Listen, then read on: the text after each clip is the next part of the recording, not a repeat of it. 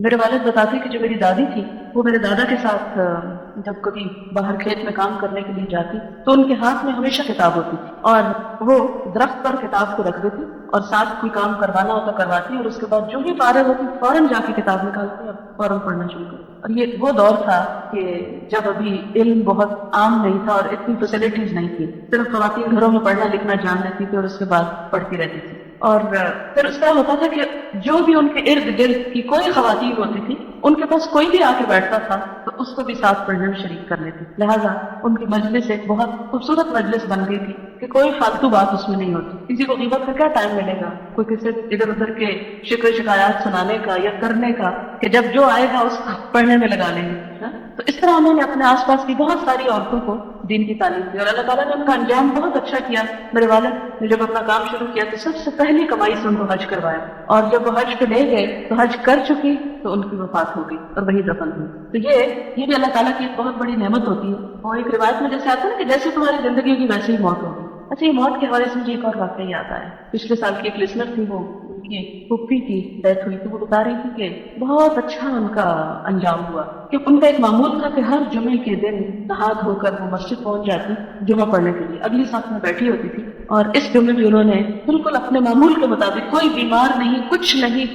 Nothing, بس تھوڑا سا ایج فیکٹر ہے کہ اب 60s میں تھی شاید، وہ اسی طرح نہا دھو کر اپنے جمعے کے دن گئی ہیں، اپنی اگلی صف میں بیٹھی ہیں، خطبہ سنا ہے خاموشی کے ساتھ، پہلی یا دوسری رکعت میں رکوع میں جب پہنچی ہیں تو گر گئی رکوع کی حالت، تو بیٹی ساتھ تھی تو انہوں نے نماز توڑنا چاہی تو انہوں نے اشارے سے کہا کہ نماز نہیں توڑنی، اور اسی حالت میں پڑھی رہی۔ جب سلام پھیرا اور دیکھا تو ان کی روح جا چکی۔ کہتی کہ ان کا کئی سال کا معمول تھا کہ انہوں نے کبھی بھی جمعے کی نماز میں غیر حاضری نہیں کی، اور اول صف میں اسی طرح جمعہ کا خطبہ اذان سے پہلے وہ وہاں پہنچی ہوتی، اور میں نے کہا ان کے اور معمولات کیا تھے تو کہنے لگی کہ انہوں نے بے شمار بچوں کو قرآن پاک پڑھایا، اور لفظی ترجمہ جب بچے نازلہ ختم کر لیتے تھے تو لفظی ترجمہ شروع کروا دیتے تھے، گھر بیٹھ کر انہوں نے ان گنت لوگوں کو پڑھا دیا، اور اس کے علاوہ اپنے گھر کا سارا کام خود کرتی، اپنے کپڑے خود دھوتی۔ مجھے اس سے یاد آیا کہ بچپن میں ایک دفعہ جیسے خواتین بیٹھ کے باتیں کری تھی تو میری والدہ کے پاس ایک خاتون آئی، ان کی دوست تھی، تو ان کے دیور کی وفات ہوئی تھی ان دنوں میں، اسد گیلانی کا نام آپ نے سنا ہوگا شاید، کچھ تھا ان کے بھائی کا یہ واقعہ،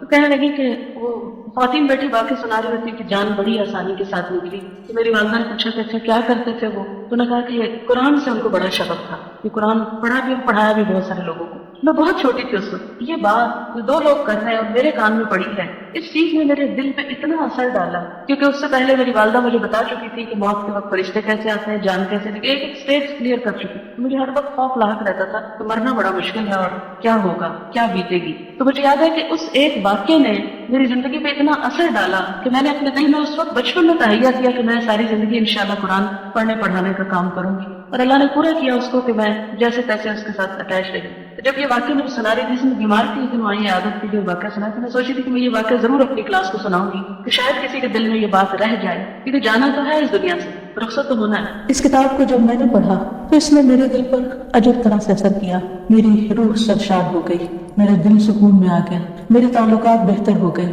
مجھے ہر طرف ایک روشنی نظر آنے لگی، ایک امید کی کرن نظر آنے لگی، تو میرا دل چاہا کہ میں اس پیغام کو پوری دنیا کے انسانوں تک پہنچاؤں۔ اسی پیغام کو عام کرنے کے لیے چھوٹی چھوٹی کوششوں سے آغاز کیا گیا، جو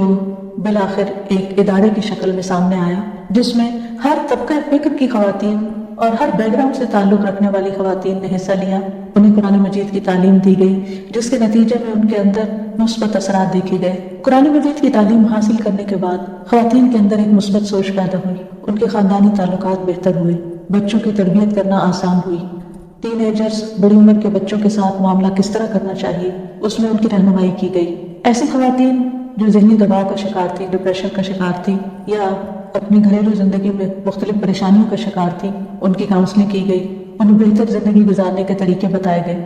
اور یہ سب کچھ دراصل قرآن و سنت کی روشنی میں ہی تھا، کیونکہ قرآن کا پیغام انسانیت کے لیے بھلائی، فلاح اور کامیابی کا پروگرام ہے، نہ صرف یہ کہ اس دنیا کے لیے بلکہ آخرت کے لیے بھی۔